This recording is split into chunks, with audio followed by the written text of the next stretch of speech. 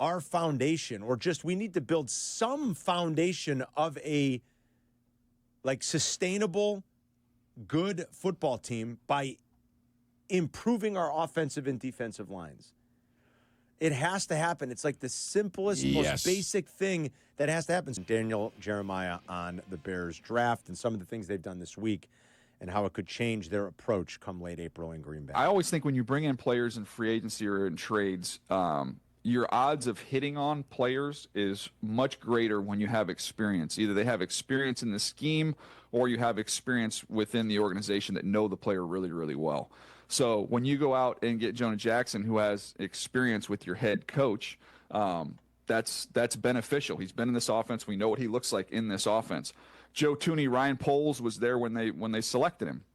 So he's been around Joe Thuney. Obviously, Joe Thuney's play speaks for itself. You know what you're getting there. You know who he is as a person, what he's going to be in the locker room. So you start there. And then the other thing is this was their glaring need if you watch the Bears last year. If we're going to get a fair evaluation of Caleb Williams, that has to be upgraded.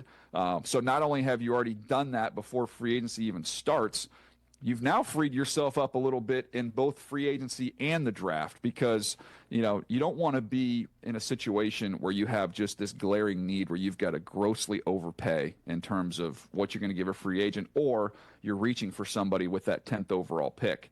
Now it frees up some new names there, Rich. Ashton Jeanty now, to me, is legitimately in the conversation there if you're the Bears.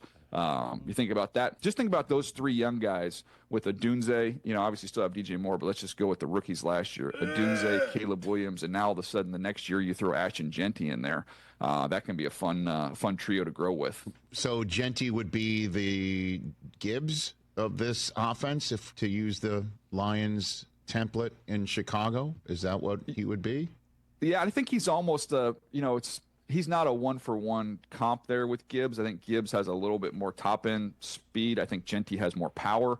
But, yeah, he's going to be your back. He's going to be your guy who's going to hit home runs for you.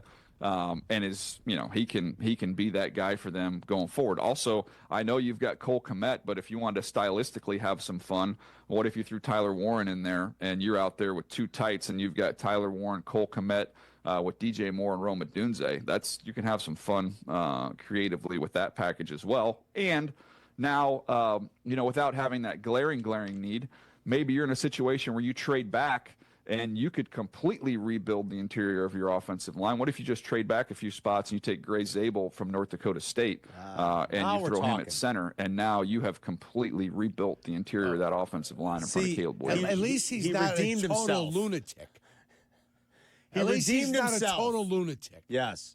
He redeemed himself a little bit there. Wow. Have we learned nothing? Like, look at all the weapons for Caleb Williams. Yeah. And now we're going to start dreaming about, look at the two tight sets we could do with Cole Kmet and Tyler Warren or Ashton Jeanty in the backfield. Back to the basics, You've got to. This franchise has got to. Back to the step, kick, and shoot. That's how you hit the lap. Step, kick, and shoot.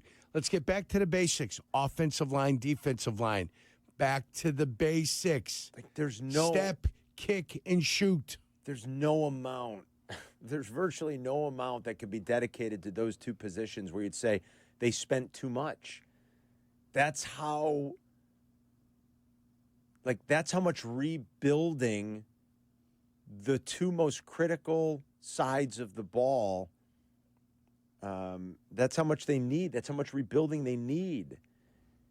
And you can't be thinking about luxury items like Ashton Jeanty or a running back. I don't even think Ty Warren. I mean, look, a lot of teams would love to have Brock Bowers. Sure, I get it. But can the Bears wouldn't that be a little bit of a luxury item? Wouldn't Ty Warren be a little bit of a luxury item for them at this point? Maybe not as much as a running back, but you've already said at that second number at 41, you wouldn't care if they took a running back. No, I wouldn't. Not at all. There you go. That's better team building to me. What the focus has to be here is what you basically came out and admitted and said was going to be the focus. We need to rebuild our foundation, or just we need to build some foundation of a sustainable, good football team by improving our offensive and defensive lines.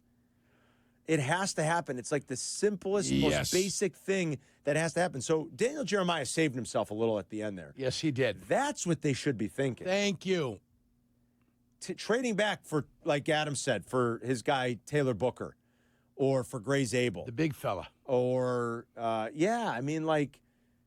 be thinking about that. I don't care how many guards you just went out and traded for. Like, that position group still needs to be addressed. The defensive line, more than anything, needs to be addressed. It's still naked. That defensive line is still, it's leaving me wanting.